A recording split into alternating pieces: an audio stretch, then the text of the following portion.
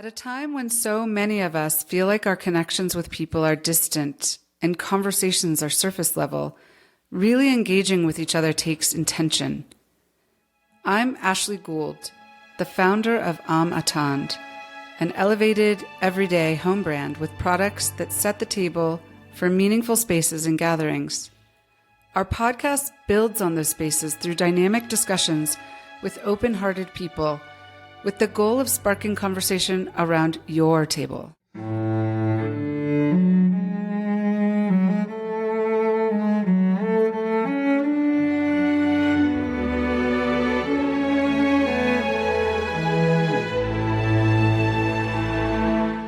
Welcome to On the Table with Ashley, a podcast where I explore ways in which we can lead more fulfilling lives and amplify human connection by increasing our curiosity and communicating with less judgment and more respect. It's my pleasure to welcome Herbert Gracia to On the Table with Ashley today. Herbert is the co-owner of State of Flux, which opened in 2019. State of Flux is a clothing brand and shop I discovered in San Francisco on a visit there with my teenage son in 2023. The shop is retail space, a workshop area, and photo studio all under one roof. Herbert is also Assistant Director of Technology and Marketing at the Fromm Institute for Lifelong Learning.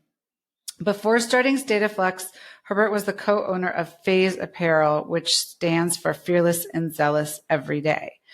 FAZE is a San Francisco apparel brand that he sold in 2019. Herbert received his Bachelor of Applied Science from the University of San Francisco in Communications and Media Studies in 2005. Herbert and his co-owner Johnny started State of Flux right before COVID, a very challenging time to start a brick and mortar business.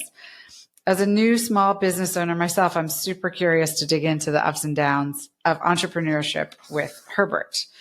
Herbert's also in a transition period, just having recently left State of Flux and considering what's next. This is also a place many of us have found ourselves in, and I know there's a lot we can learn in sharing whatever you're comfortable sharing about the process, Herbert. You can find Herbert on LinkedIn at Herbert Gracia, on Instagram at $H$SOF, and you can find out more about State of Flux at www.stateofflux.shop and on Instagram at State of Flux Shop. Welcome. Hello. Thank you for joining me today. So I always like to start hearing a little bit about you, where you grew up and what kind of kid you were, what you liked to do when you were young. And I'll just note, like when we first met, you shared with me that your grandmother taught you to sew. So I definitely want to hear about that as well. So I was born and raised in Mexico City. I came to the U.S. when I was like 10. I grew up in Orange County, California. My grandma and my mom were the ones that taught me all the trades of sewing, knitting. My grandma was big into crocheting. My mom just taught me everything that needs to learn about the house, sewing, cleaning, cooking, making sure that all her boys knew exactly what you needed to do. So it was kind of a little opposite of like a traditional Hispanic house where like boys don't belong in the kitchen. It was the total opposite. So I think for us, that was like the creative side of like learning new things and then getting outside and getting dirty. So you were creative from a young age. Do you think that's because of your mother and your grandmother, or just genetics, or like maybe a combination? I think I grew up in a very entrepreneurial household. My parents were chefs. There was always a lot of the arts. That was like very like big into our house. Sports were like huge in our house. Our family was insane. My older brother was a professional athlete. My middle brother was a really good water polo player. I played college basketball on an athletic scholarship. There was like either you were doing art or you were playing a sport. There was never adult time in my house. There was never a quiet space.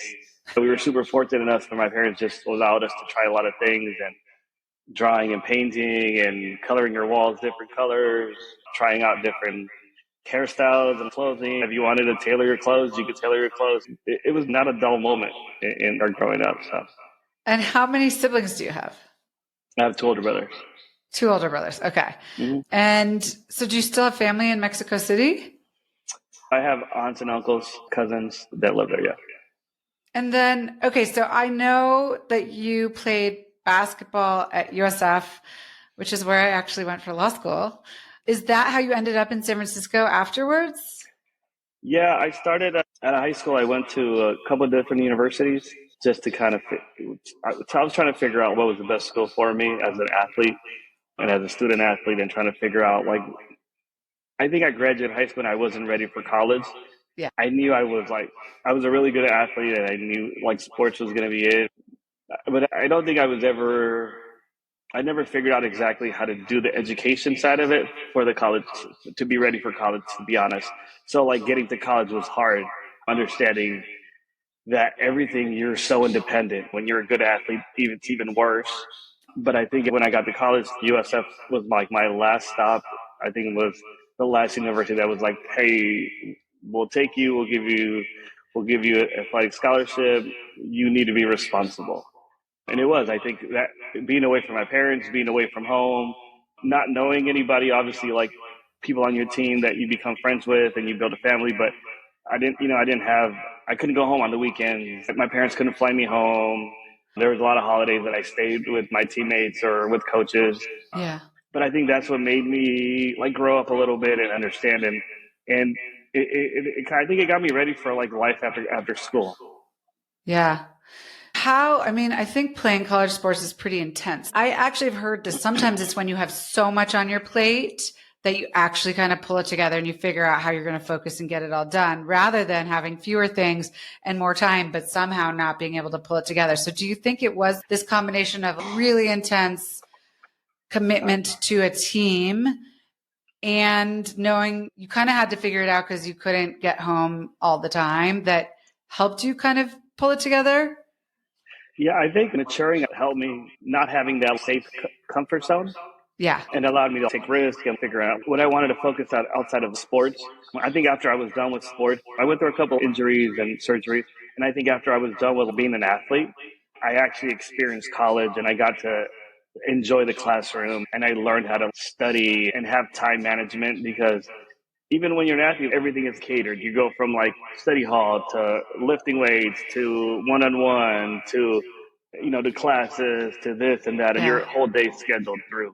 And then you got to make sure you're having meals in between, and then having a life and making friends. And I think for me, it was hard to make friends outside of the realm of the student athletes, just because everything was so regular. And then when I came back for my last year where I was done with sports and I was just a student, it was like the best time ever. Like education was fun. I was like hanging out in the lawn with like, I never understood what people did on the lawns on like, on college campuses, but it was amazing. Yeah. And it's a wonderful school, a wonderful school. Yes. So you studied communications and media studies. Is that right? Mm-hmm. And so how did that then lead you to FAZE and State of Flux? Or maybe it was not a linear path, but you did talk about when you were young, one, learning to sew, and two, sort of this freedom to like wear what you wanted or change your clothes. So maybe, I don't know, tell us a little bit about what brought you to this path. So I picked media studies because I wanted to work in film, and I did. I worked in film after I graduated. I worked for about a year and a half. And I was doing designing for other brands, other big companies I would do freelance work for. I've always been kind of good with technology, graphic design and stuff like that was easy. It's been easier for me. It's not easy, but it was easier for me to pick up. So when I was doing freelance, I saw an ad on Craigslist, and I was like, oh, I'll take this job. It should be fun. It'll be a few weeks. And I met my business partner like that. And then from then on, he was like, hey, can you help me with this? We're trying to do this product, but we're not the designing part. We're like the business side. And I was like, yeah, I can do that for you. And I did it. And then they were like, can you try something like this, blah, blah. And I was like, yeah. And then I went home and I was like, hey, if I'm going to be part of this, why don't I just join? Yeah. And 20 years later, 20 we've done years? a lot of things. Yeah. We've been together for like 20 years. Yeah. That's crazy. So Johnny Travis is his name. So tell us a little bit about that, because you guys have had multiple brands together. And I know for personal reasons you're moving on from State of Flux, but he's family to you, and who knows, maybe you guys will do something again in the future. I think it's pretty rare to work with somebody for that long. And then sort of like the ups and downs of multiple businesses, and what is it that has sort of like connected you guys for this long? So there was 3 people when we started. Okay. And they were both like the business side. Our partner Matt eventually went off to do grad school. Really good guy, lives in Nashville, I think now. And then Johnny and I just stayed with it. We were at the time we both had full-time jobs, and it was something we were passionate about. And then I remember there was this one show, and we would do weekend shows. So when people ask us, like, how did we start? We literally, anybody that would let us put a table at a park or at a club or a nightclub or at a store, we were there. Like weekends, the weeknights, that's how we would sell one thing, maybe. Yeah. Sometimes we didn't sell anything. It was like the first side hustle. Yeah. And people are like, oh, we're doing a pop-up now. And it's very common. Like, we were doing pop-ups when that wasn't a thing. If you let us put a table at the park and people were just hanging out, they were like, what are you guys doing? And we're like, we're selling teas. They were like, okay, I'll take one. Or, they'd just look at us crazy. But there was one show we did, and it was pouring rain. It was San Francisco, because you could never determine like what the weather's going to be like sometimes. So there was this like holiday show, and we showed up, and we probably sold like 40 pieces, and we probably only made like $500. Yeah. But we were like, oh, this is like, we didn't realize, but like that was like what took us.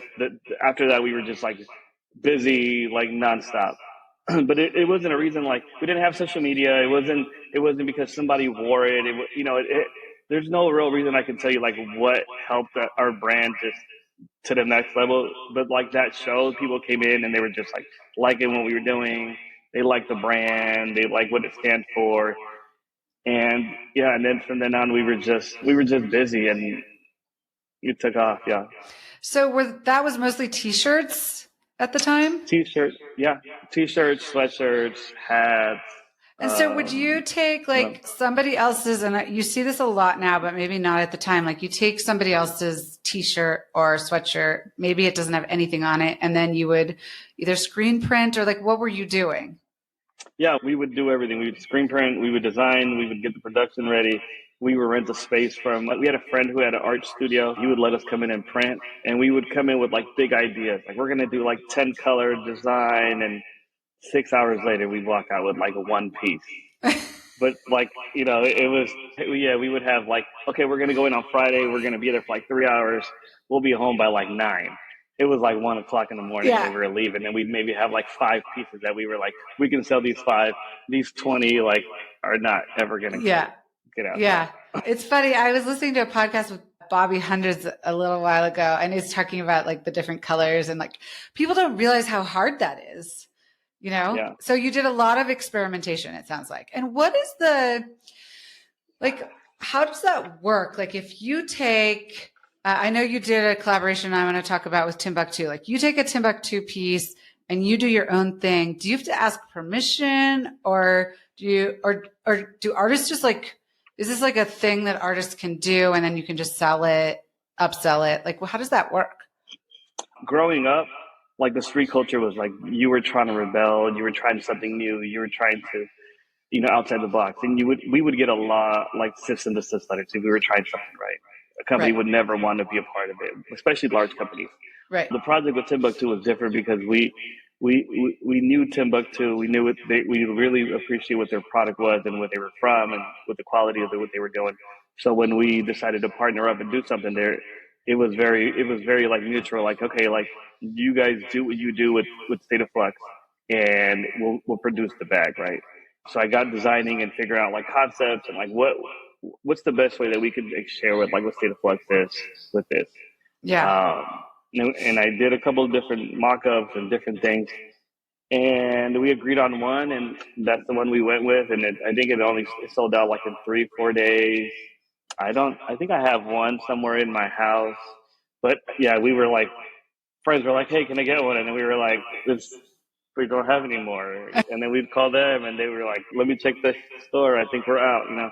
So it did good for us. It was like our first collaboration, like big piece that a large company wanted to work with us and it helped out. Yeah.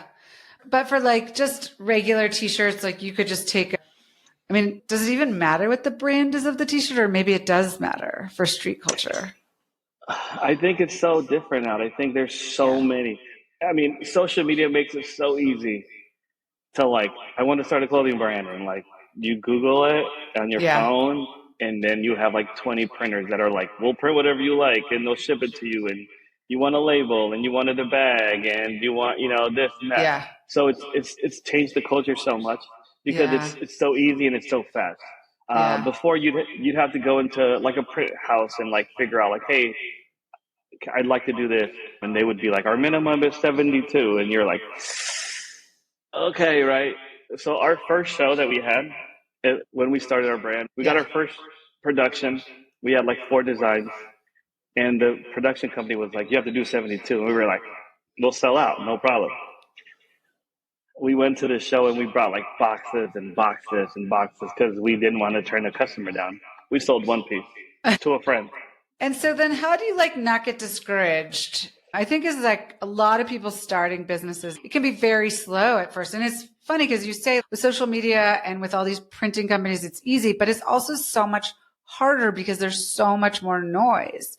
So it's hard for people to find you, you know, unless you're going to shows and whatever. But how did you guys keep going? Like, what was it, just the passion, or what advice do you have? Yeah, I think you got to be passionate for something, but I think you also got to be crazy, because like to get to a spot where you're at, you got to take a lot of risks.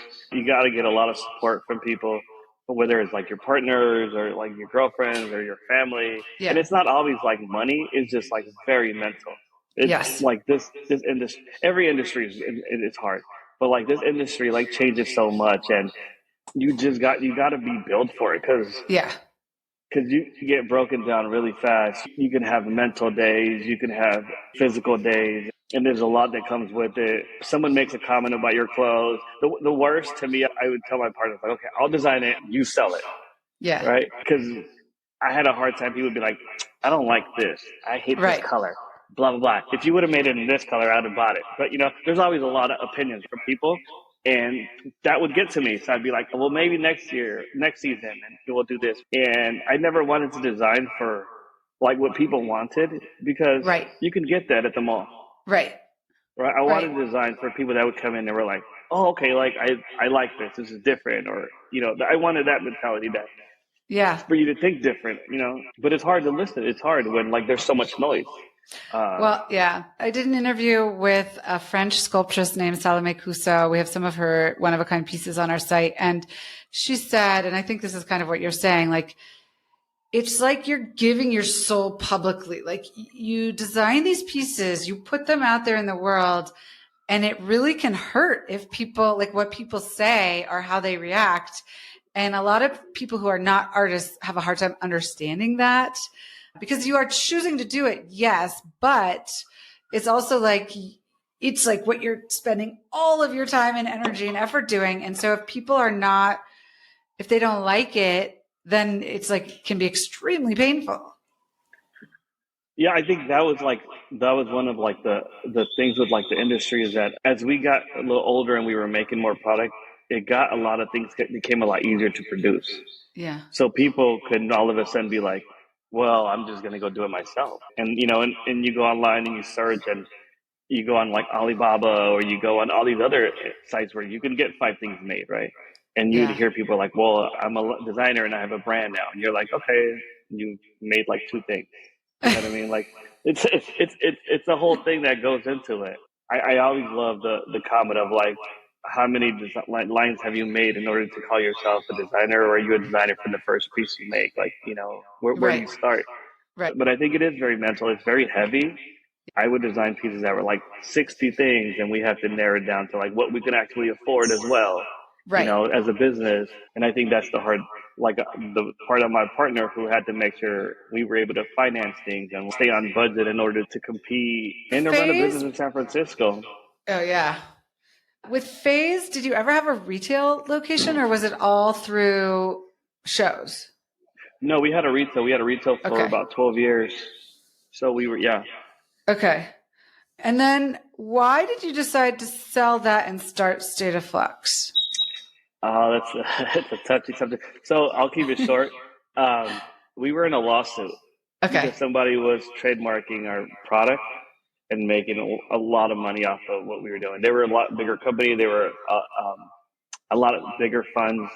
We went through, it was like a 6-year process. We went through like multiple lawyers. And I think that drained us like significantly for like the last year of the brand. Yeah. And I think there was like no turning back after like the internet trolls are just like hitting every day. Every day we would probably get like hundreds of emails, and social media was just like ramping up. So we were getting like message and message and message. What was the hardest part is that we did everything we were supposed to do to protect your product. You do everything that you are in your capability to make sure that you're secured and your trademark and this and that and everything's lined up. And then this happens and you just don't have enough money to fight somebody who has more money than you. Yeah. Right. That is. And as you know, there's only so much you can do even in a legal system. Right. Right. So we did everything that we could. And I think this company did think we were going to get to the end goal of which was court, because they were like, we're just going to bury you. And we were like, yeah. So 6 years took a toll. I think it was like a little under 6, something like that. And then we got to court and they were like, wait. Like, this is not where we want to be, you know? But I think for us, it was probably the next step of like what we needed to do, because we couldn't go back to a brand that had been damaged so much. Yeah. But by that. And so we sold it. We sold it on our terms. And we were able to take a little bit of break. And then we went to State of Flux, and then COVID hit. So it's something actually you hear a lot about in the design world right now. Like a huge topic is like people copying. So I don't know if they were copying or they just took your trademark or both, but it is something that you're hearing a lot about now. And it's hard because legally, trademark law is one thing, but in terms of design, you can say like you and I had the same idea or a similar idea. So that gets so tricky. So tell us then, okay, you start State of Flux, and I read online that it was inspired by the rhythmic ups and downs of life, the good and the bad. So talk a little bit about how you named it and then COVID. Yeah, so my partner came up with the name. Okay. Of like what State of Flux is. I came up with the logo because understanding like what State of Flux is, and what you go through every day, what we wanted to do is what State of Flux is, we were trying to figure out like where we were when we were at the end of phase, like when we sold it, like what are we doing next? What do you do every day when you wake up and you don't want to do something, or when you do want to do something? Yeah. It's an everyday thing. It's an every person thing. It's not a color. It's not a money. It's not a situation. When you're mentally not ready, when you're not physically ready, when you're on top of the game, like how do you stay there? Because to me, like being at the top and falling hurts more than being at the bottom and never seeing the top. I always hear that like, well, like at least I was at the top, but like, you know, like it hurt. To me, it hurts more. I think like not understanding how to stay stable. I'd rather be like in the middle for a long time than like be at the very top for a few weeks and then, you know, you're a one-hit wonder. Yeah. Yeah. So, okay. So that's the name. And then how, like when you were thinking about starting it, how was it going to be different from FAZE? So right out of the block was just like the beginning was like the logo, like it was an X. So people are always like, oh, X marks the spot. Like, yeah, it does. But like so our logo is, it looks like an X, but it's really 2 arrows pointing at the day and time that you're in now. So it's the day and time you can make a decision of like what you're going to do next. So with State of Flux is like the same thing. Like I was mentioning, like you wake up, like what is your decision? What is your thought? What are you going to be able to get out of today? What are you going to be working on that you could either advance, or are you going to take a day off to like work on yourself? Because you need all of these things in order to be physically, mentally prepared for like what you're going to do. So that's one of the topics we wanted to make sure we got across with this new brand. And the new spot that we got was bigger. We wanted to make sure that we had all our production in-house, all our photography in-house, because we used to run around from the last spot. The last spot was just a retail store. and then we had to run to one place, and then we had to run to another place and pick up here. My entire idea was, let's build it how we would want it to be. And if you go to a restaurant and you watch them cooking, you get inspired. You can smell it. You feel like you're part of it. Yeah. So our store, that's what we wanted to do. I wanted to make it look like you could see us preparing, so you can ask questions, so that when people came in, you might not be in the industry and you might not want to be a part of it, but if everybody's curious, everybody wants to know how to like screen print or how to sew or how they're doing photography. I think that part of the industry, we only look at it in like these big brands, and we could only see it. You can never actually experience it or be close to it. And for us, we were like, let's put it in our store where you can see it and be a part of it. We still do classes where people who are like, I've always wanted to do it, but I am a lawyer or a biologist or a doctor or somebody, someone that has a different lifestyle, but they come in and they're like, oh, this is awesome. How do I, keep doing it? And you don't have to do it as a business, but it's just like an outlet and let you experience and get dirty.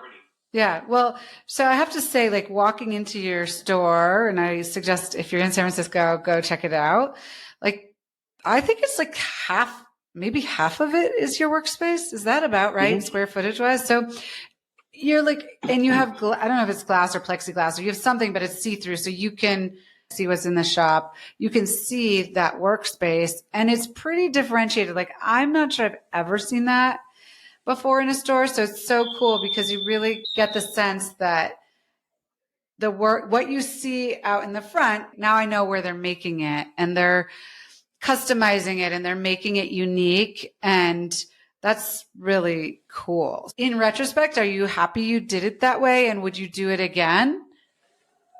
Yeah, I think that was our goal to experience and show. I've been very fortunate to travel a lot and be in different places in the world. And I always feel like the food that I'm getting is the fun part. That's going to stay with me, right? But like the stories, the history, the visuals, like that's coming home with me. And if I'm not growing and learning it, I'm taking some of that into what I'm doing every day. I got that from a lot of places that I've visited. Like, let's give you an experience, because if you want to shop, you can go anywhere and shop. Right. So how are we going to be different from anybody else? And that's our experience. Like, I want you to come into our store and ask us questions and be like, well, what are they doing? And if you're lucky, you'll see what they're working on the shelf in a few weeks or in a few months, Yeah. So it's all an experience. And from a revenue perspective, did you guys make as much from selling the products that you worked on in the back as from doing the classes, or was it not equal? The classes are just to teach or community building. They're not, that's not how we make a lot of money. It's just our way to like give back and experience and like try things and like getting people in one place. Yeah. But at the end of the day, it's a business, which is the hard part of it. But so it's easier for us to produce stuff and sell it because we control all the aspects of it. You know, when you go to production with other companies, they can charge you for whatever they feel is necessary.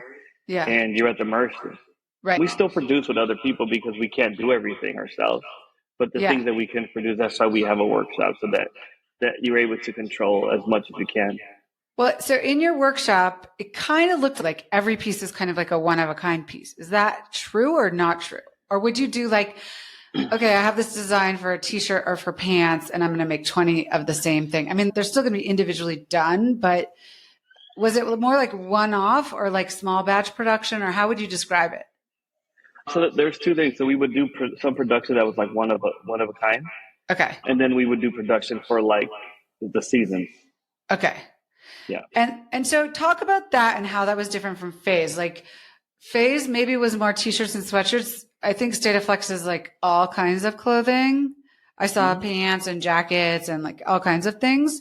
So maybe partially it was like the breadth of what you were offering, but can you just talk a little bit about like, so how would you think about, okay, how many seasons did you do? Did you do one season a year, or was it multiple seasons? We don't do seasons. Just because we don't have like our weather's not like that. Or maybe I should say like, I don't know if you call them drops or like, what do you call them? But like capsules or whatever you call them. Yeah. Yeah, we call them capsules, and we would do them. We tried to do them like every 3 months, 4 months, right? And then we realized we should work at our timetable, not at somebody else. Because Right. in San Francisco, if it's always like 65, 70 degrees, you'll always need a sweatshirt, right? Right. You'll always, you're buying clothes, unless you're like going on a cruise or like you're going on a vacation, right? You're going to get something hot or warm, right? But for us, we were like, we're going to drop things once our production is ready and we have exactly what we need. We're not going to rush just to get it off on the shelf because winter has been there too long, right? So sometimes we'll release stuff like we were releasing stuff like every 2 weeks just because we couldn't keep demand. We were selling through things and we're either restocking it or we're giving you something new. And then I know you actually have a very strong presence on Instagram. So like these days, is most of your revenue from foot traffic or online, or is it a combination? I think it's a combination. Yeah. Okay.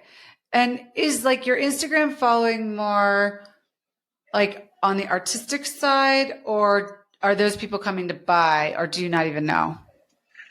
My partner runs all the social media, so it's hard for me to say like but it's very organic. The brand, we've always liked to run it like that instead of making it something that it's not.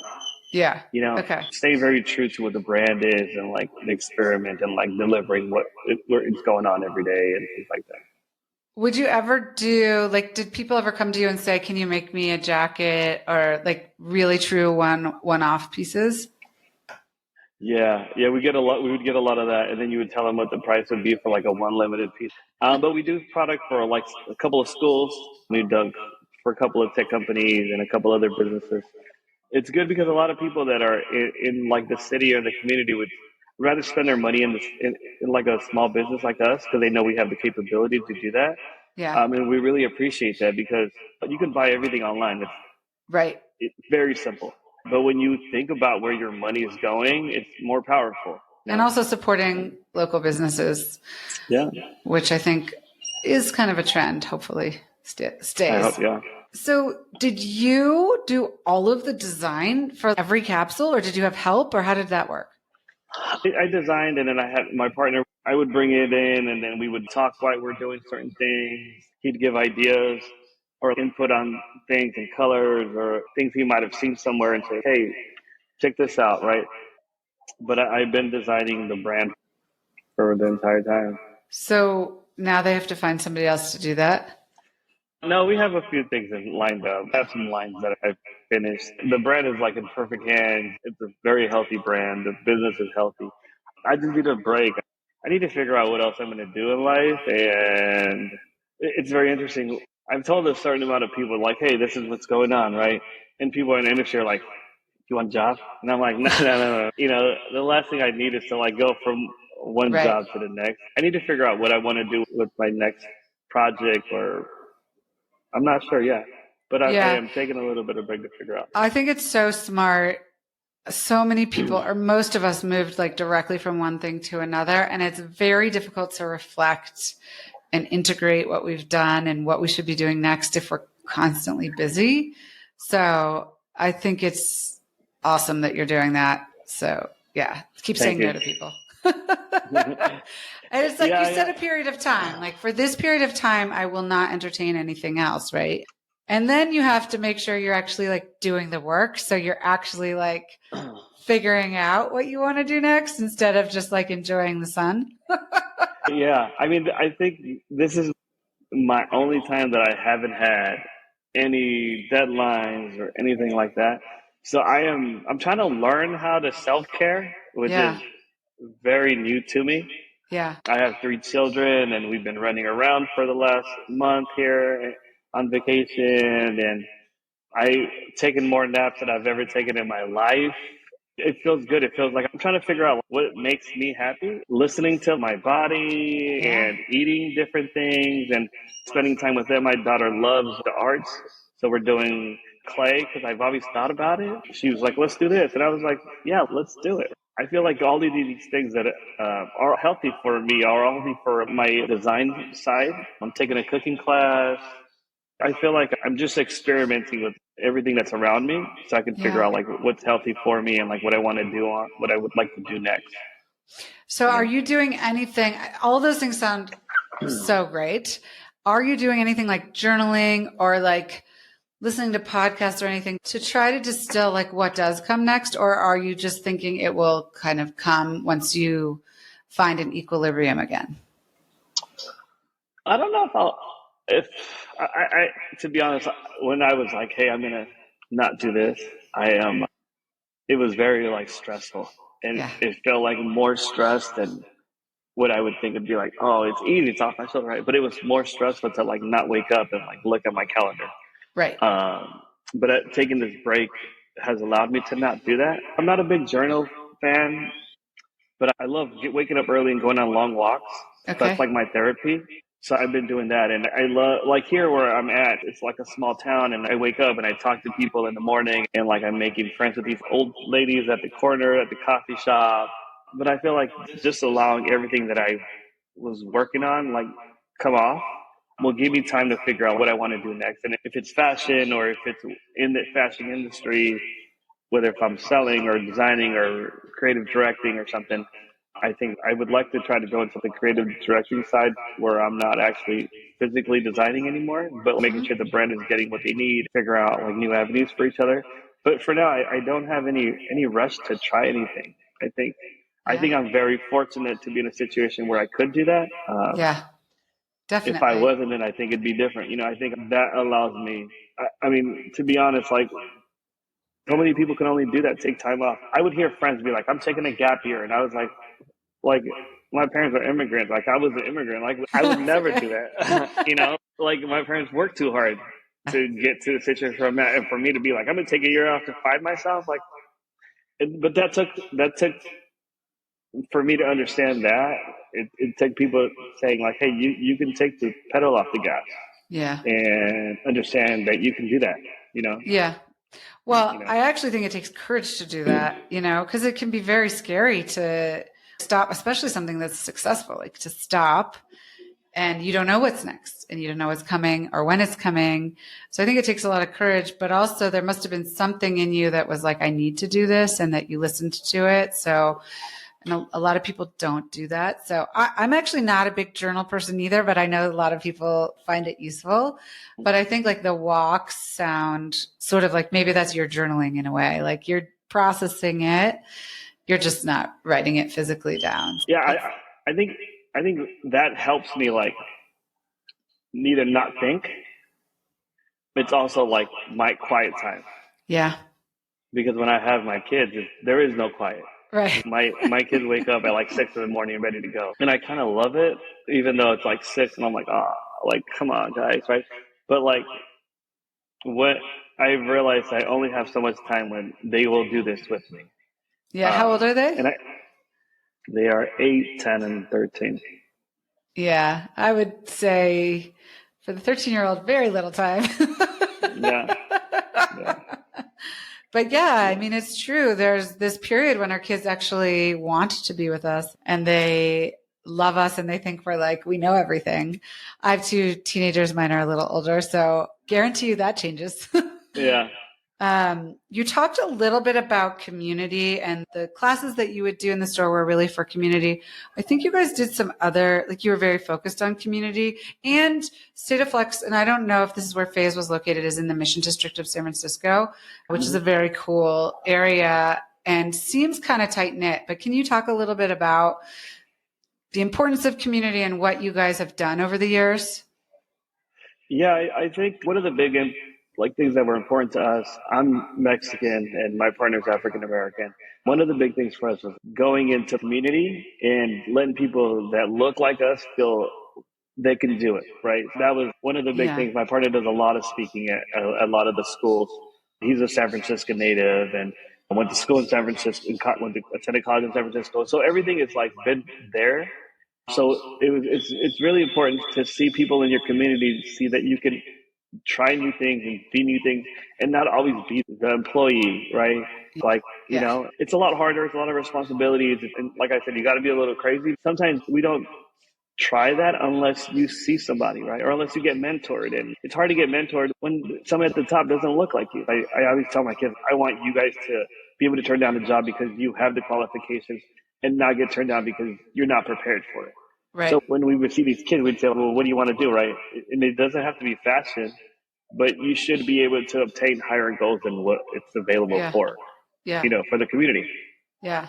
So we do, he does a lot of that. And we've done like screen printing for like the community where we shut down the street and we invited a bunch of other vendors, and we think we did like, we were thinking like this should be fun. And then all of a sudden we were doing like 100 classes. I think we did 100 people in one day, and we were like, oh my God, we're never doing this again. It's crazy.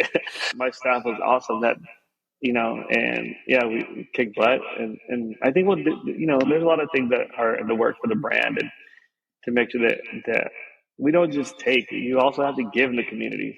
I think San Francisco is a big city that is full of love. Yeah. And sometimes people talk really bad about it, but it's so healthy. We have so many communities, so many people that care about the city. I think the mission is really strong.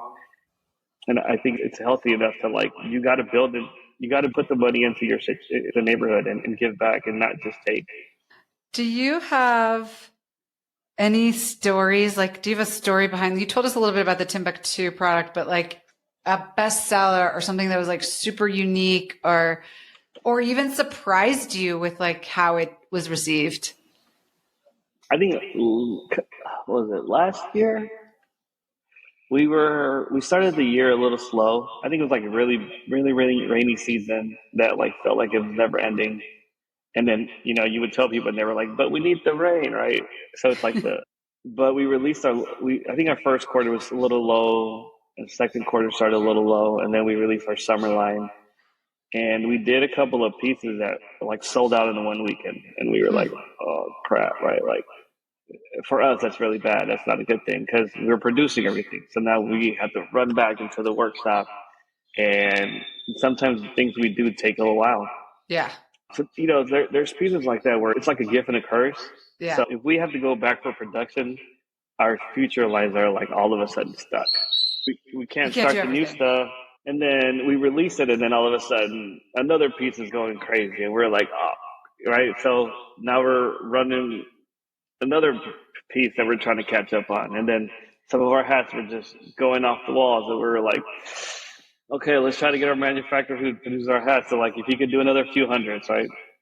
So like that summer really kind of like got us back going into like where we needed to be. Yeah. And like I said, sometimes they just really like the story of what we're doing, and they like the product, or they, it's hard because you can't really reinvent a shirt. Right. We do like different weights, and we do different colors or different washes. Right. Sometimes we'll do a shirt from scratch, or we'll do like knitted clothes. I'll find a really good manufacturer in another country if I'm on vacation and I like what they're doing and I want to support their business. We've done things like that. So have you still guys been going to shows, or did you sort of stop doing that? What we do with our store is it's our brand.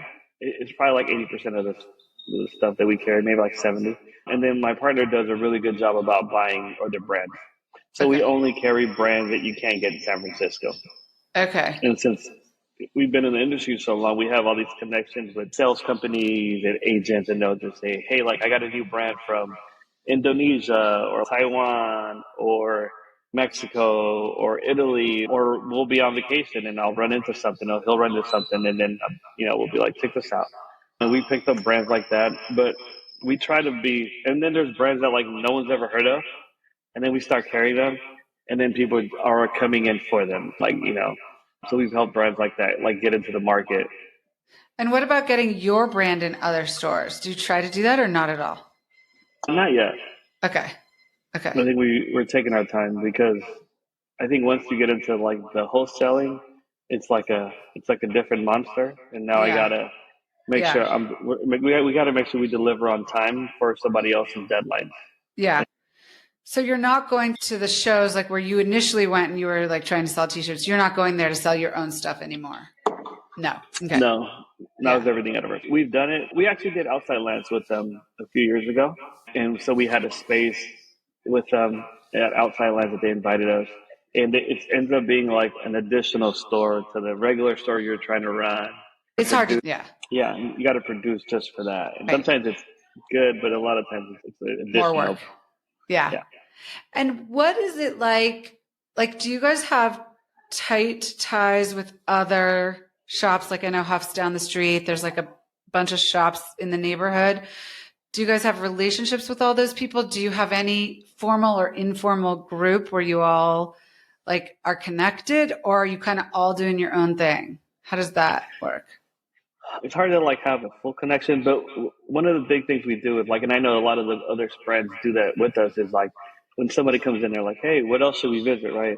And we have like a laundry list, like you got to hit this, blah, blah, blah, and check out this brand on this neighborhood. And that's okay. Because we get people come in and we're like, oh, I didn't know you guys were here. And we're like, okay, like, how did you hear about us? Oh, the guys from down the street or the guys from this other store called it, right? So I don't think there should be a competition. I think we're all in the same industry. We all, we're all trying to do something different. Yeah. So it's healthy. It should be healthy. Do you guys have connections to, like, do you find people within the industry that you're like, yeah, we really like see eye to eye, and you stay in touch? And so you do that. Yeah. We have even our sales reps from other brands that have like gone through multiple brands. We've known it for like years, We used to go to the big trade shows every year, twice a year, 3 times a year. So we would see the same people over and over and over. I've seen brands do amazing things. I've seen artists where we would give them their first show, and now they are super big. And it's awesome to see people grow. How has your upbringing in Mexico City, do you think, influenced your business or your strategy or your artistic style?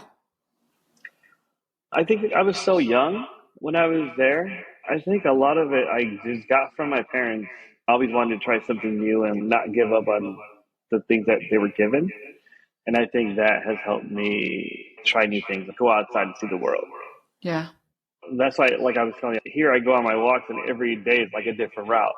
Yeah. Because I want to see what else is available. This morning I found an awesome little shop that they're like an art store / plant store and this and that. And the two owners, like one's a doctor and one's a biologist. And they're like, we gave up everything we're doing to focus on like planting and teaching like art class to these kids. Yeah. And I was like, that's, awesome. And I mean, I think everywhere we are in life, so it's not just Mexico City, but then being you were in Southern California, I think you said first, and then Northern California. And, we're all taking in everything from around us. So it has to influence us. So it'll be very interesting to see what comes next for you. Yeah. Yeah. So I lived in New York for a little bit, and I felt like I never slept because I was like going on full, right? And I moved down to Southern, and I moved back to San Francisco to like figure out, and that's when I started my career in it. But I felt like I never stopped. I felt like I was living that New York, like 24-hour, like nonstop. And not till I took a break, I'm able to like, I feel like think a little clearer and like understand and like breathe.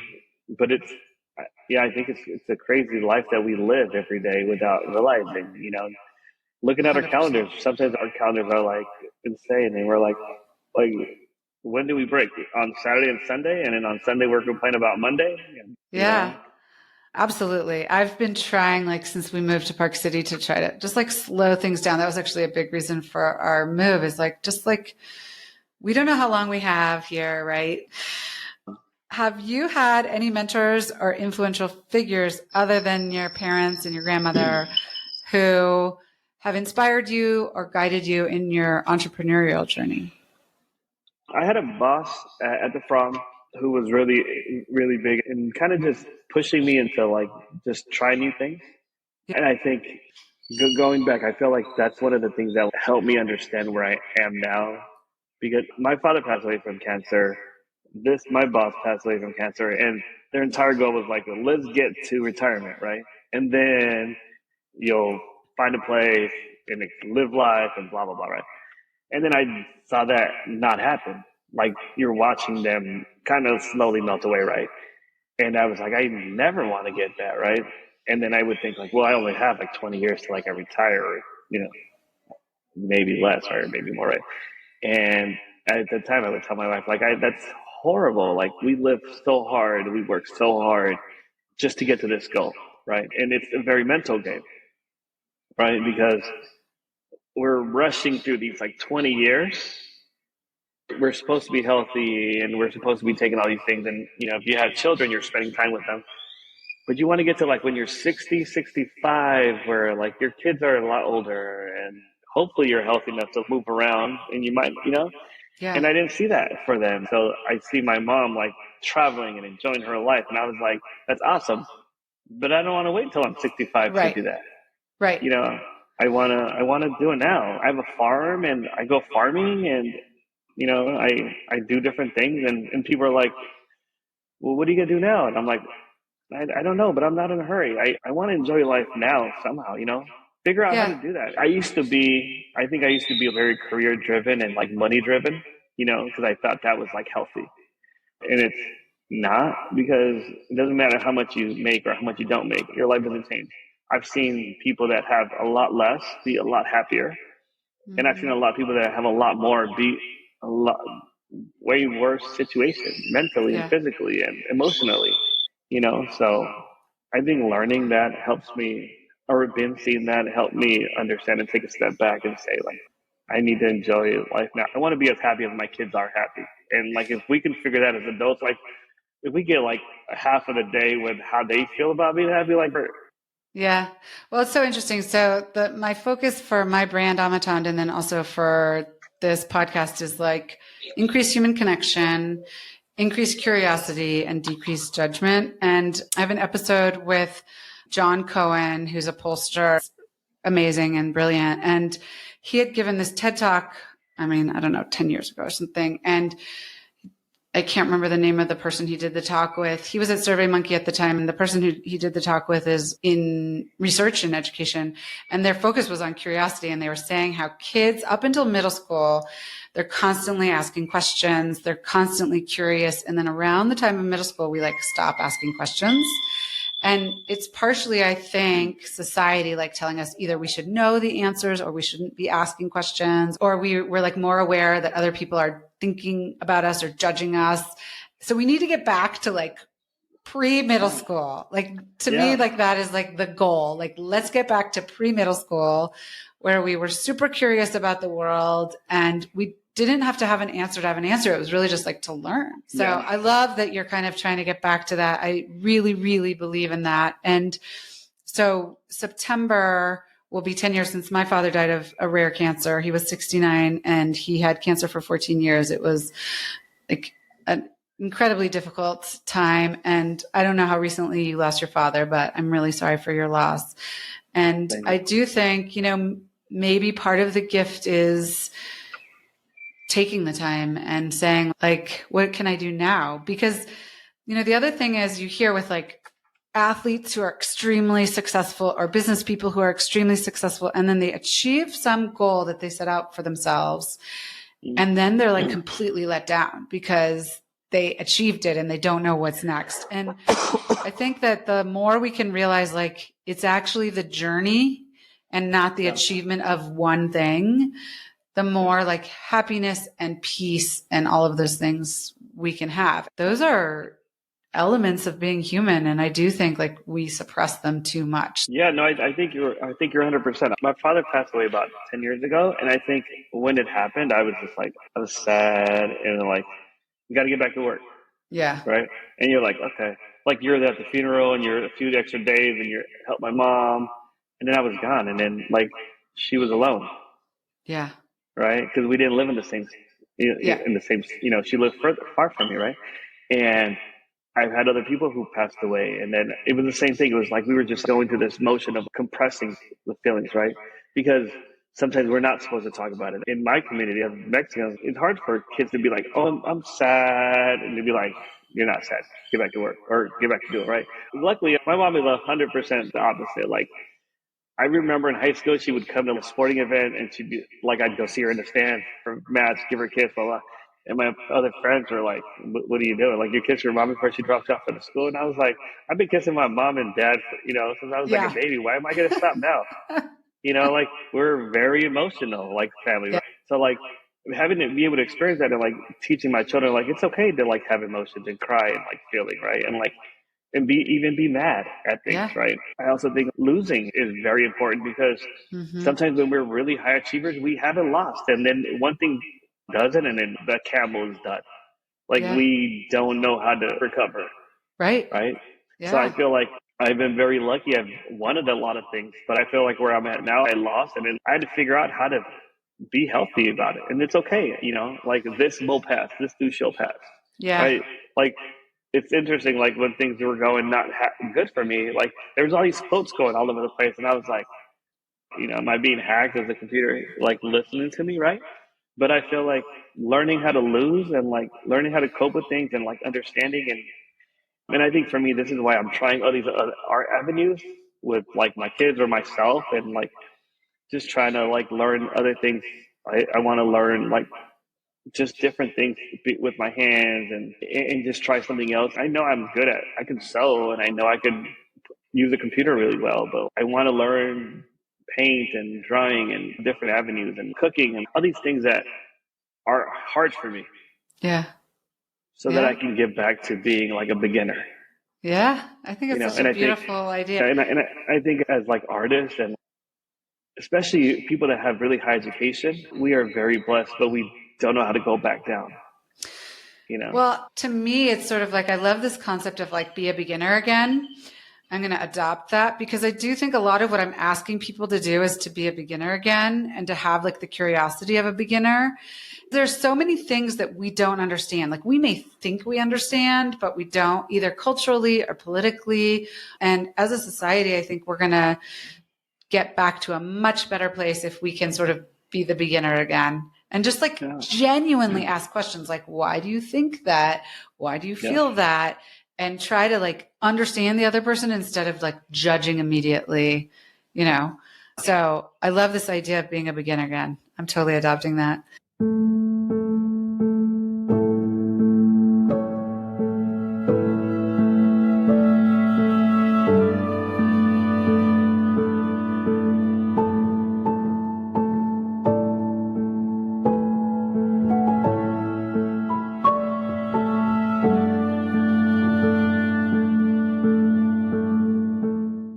I have 5 questions that I like to ask everybody at the end of every episode. The first one is, as we explore in my brand, Amatant, objects can hold a lot of meaning for us. They can tie us to the past, enable us to enjoy the present more, or even take us into the future. Can you share an object from your life, whether you still have it or not, that holds a lot of meaning for you, and tell us why? Ooh, let me see. I think the main one is, when my father passed away, he left me his watch, right? He used to be a banker in Mexico City. He had this really nice 60s watch. It was very small, and it was like a diamond bezeled, and it's probably not even worth anything. But to me, I always thought it was, like, the coolest thing ever, right? And as an adult, I went to put it on, and I was like, oh my God, why is it so small? Like, right? But I think it's just, to me, it's the entrepreneur thing. He gave up banking to follow his dreams and open a restaurant. And then from a restaurant, went to owning a couple ice cream stores. It was always just chasing something else.